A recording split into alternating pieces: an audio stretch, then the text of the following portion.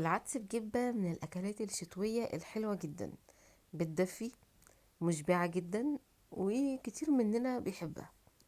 هنا معانا ربع كيلو من العدس، طبعا متنقي ومغسول ومتصفي، بصل وتوم مفروم، طماطم لو ضربة طماطم في الخلاط ماشي، لو طماطم متفرزة تمام. كل اللي احنا هنعمله بقى هنا أول حاجة كده هنعملها ان احنا هنسلق العدس. هنحط العدس معاه التوم والبصل، هنا تقريبا هيقع مش مشكلة. حطينا التوم والبصل ونديها تقليبتين كده ونسيبهم مع بعض على النار.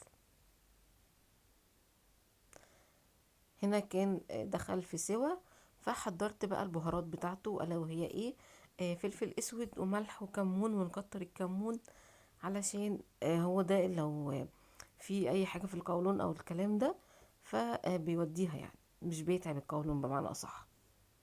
حطيت الطماطم هنا كانت الطماطم طبعا ساحت، فحطيتها كده. وحطيت طبعا الطماطم دي تعتبر 3/4 سوا، يعني فاهمين.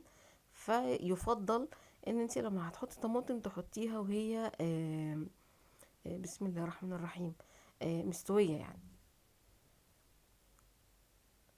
حطيت بقى البهارات وهنقلب كده. مش عارفة دي الطريقة الصح ليه ولا هل هو ليه طريقة تانية، بس الطريقة دي اللي انا اعرفها.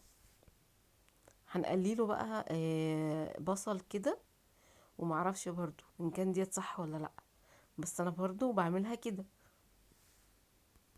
للأمانة عمري ما شفت في حياتي فيديو لحد بيعمل عدس بجبة بصراحة، بس دي طريقتي ليه.